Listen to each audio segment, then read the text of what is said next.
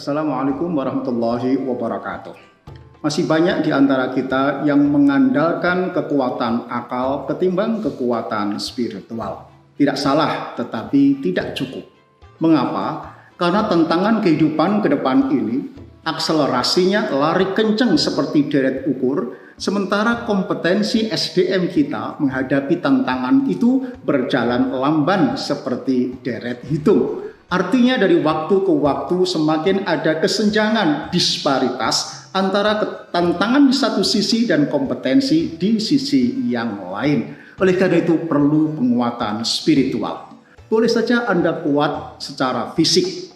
Yang ibu-ibu cantik secara fisik, cerdas intelektual, kaya finansial, matang emosional. Tetapi kalau Anda tidak kokoh spiritual, Anda belum tentu lolos melewati tantangan krisis kehidupan ini.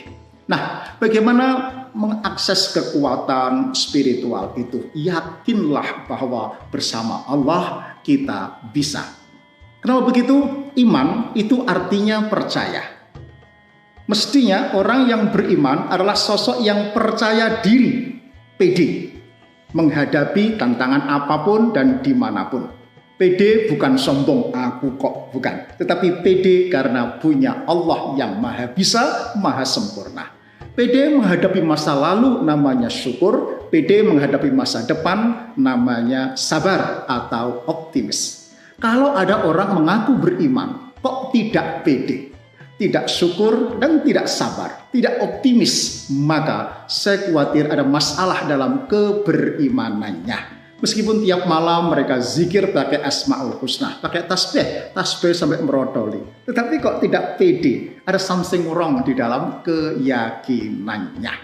Nah, itulah maka perlu mengakses Allah. Tak heran kalau Nabi bersabda, al-imanu iman itu nisbahu asyukru, nisbahu asabru. Separuhnya syukur, separuhnya sabar. Ada kisah keluarga ahli surga yang bermodal syukur dan sabar. Si suami orang Ethiopia. Orang Ethiopia itu kulitnya hanya ada dua. Kalau nggak hitam, ya hitam pol. Istrinya alhamdulillah orang Palestina putih, cantik begitu. Saking cantiknya sang suami ngelihatin terus kemanapun istrinya pergi. Sampai istrinya salting, salah tingkah sambil bertanya, kenapa Topa? Kok kamu ngelihatin terus begitu?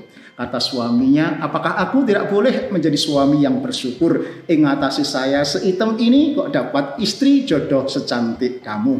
Kata istrinya, alhamdulillah Pak, mudah-mudahan ini menjadi tiket kita berdua masuk surga. Papa masuk surga lewat pintu syukur, sedangkan saya masuk surga lewat pintu sabar. Sabar ya. Dapat suami hitam, pelit, ngamuan, ya. Itu bisa jadi menjadi pintu surga kita semuanya.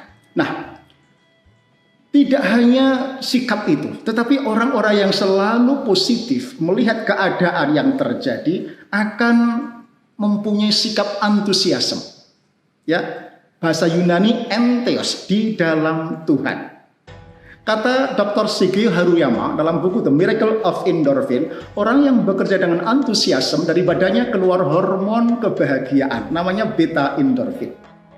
Maka orangnya akan senyum, antusias, semangat. Ya. Sebaliknya orang yang tidak punya antusiasme dari badannya keluar hormon kesedihan, namanya noradrenalin. Orang itu biasanya manyun, mencupu kayak bim, ya, nggak ada energi, nggak ada aura positif di dalamnya. Orang begitu biasanya sulit rezekinya. Makanya dalam Islam ibadah itu sedekah yang paling enteng. Jangan hanya lihat sedekahnya, tetapi itu mengundang rezeki dari langit. Warren Buffett, orang paling kaya pun mengakui bahwa orang sukses bukanlah orang yang hebat dalam segala hal, tapi orang yang mampu menemukan hal sederhana dalam dirinya lalu mensyukurinya. Assalamualaikum warahmatullahi wabarakatuh.